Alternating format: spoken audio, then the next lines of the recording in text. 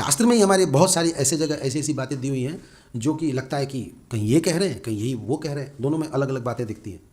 लेकिन जब हम किसी भक्त से सुनते हैं उस कन्फ्यूजन को, तो वो बहुत अच्छी तरीके से उसको समझा देते हैं। जैसे भगवत गीता में शुरू में एक जगह कहा गया है कि देवताओं के साथ मिलजुल करके उनका हमें आदर करना चाहिए, उनका सम्मान करना चाहिए, उनको हमें यज्ञ में आहुति देनी चाहिए, और इस प्रकार से वो आपको वर्षा देंगे, और इस तरह से मनुष्य और देवता मिलजुल करके आपस में रहेंगे। तो कह रहे हैं देवता की पूजा करो, देवताओं को अर्पित करो। और वहीं एक जगह ये भी कह रहे हैं कि जिसकी मति मारी जाती है वो देवताओं की शरण में जाते हैं, है ना। तो दो विरोधाभास वाली चीज़ आती है।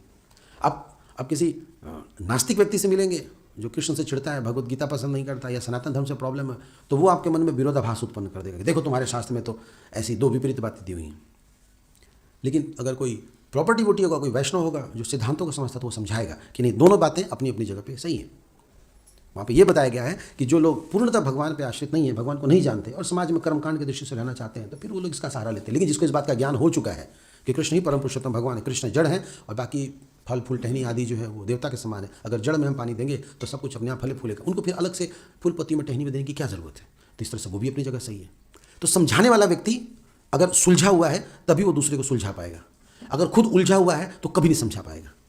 बहुत जगह शास्त्रों में इस प्रकार की बातें दी हुई हैं जिसको पढ़ करके लोग कन्फ्यूज़ हो जाते हैं, और बाद में ये था मां प्रपदंते ताम सत्य भजामे हम, जिसकी जैसी श्रद्धा होती है उसको लोग उसी प्रकार के दिला भी देते हैं, वैसे मिल भी जाते हैं।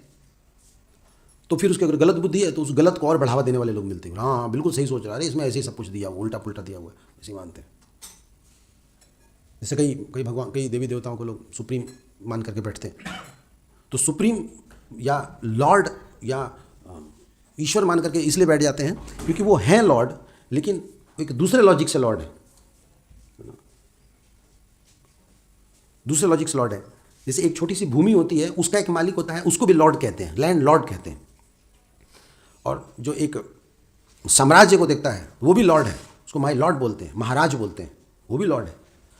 और ऊपर जाए तो जो देवता लोग हैं वो भी लॉर्ड हैं, क्योंकि उनके भी अपने अधिकार क्षेत्र हैं, इसलिए लॉर्ड है। फिर ब्रह्मा है तो ब्रह्मा जी भी लॉर्ड है, उसको लॉर्ड कहा गया क्योंकि उनकी शक्ति लगभग भगवान के जैसी है। वो भी संतान उत्पन्न करते हैं भगवान की तरह, वो भी लोगों को बल विद्या बुद्धि प्रदान करते हैं बिल्कुल भगवान की तरह। और उनसे ऊपर जाओ तो महादेव हैं जो भौतिक संसार के लॉर्ड हैं, वो भी भगवान है। लेकिन जब भगवान कृष्ण की बात की जाती है तो हमेशा प्रभुपाद ने यूज़ किया word the supreme personality of godhead. Krishna means the supreme personality of godhead. तो एक लॉजिक होता है तो भगवान कौन है, तुम कहते हो ये भी भगवान है, ये भी भगवान है, ये भी भगवान है, हिंदुओं में तो इतने सारे भगवान है। नहीं, ये भगवान है पर सबकी ज्यूरिसडिक्शन अलग अलग है, अधिकार क्षेत्र, ये छोटे छोटे अधिकार क्षेत्र वाले भगवान हैं। वो कृष्ण जो है वो पूर्ण पुरुषोत्तम भगवान है, उनके अंदर ये सारे लोग आते हैं। अब ऐसे लॉजिक देकर समझाया जाएगा तो बात को समझ जाएंगे, और इस तरह का लॉजिक प्रभुपाद ने दिया है। तो फिर जैसे सुनते हैं तब थोड़ा संतुष्टि होती है, अब ठीक है, अब अच्छा लग रहा है, ले आओ भाई प्रसाद ले आओ, है ना। नहीं तो गले से उतरता नहीं है।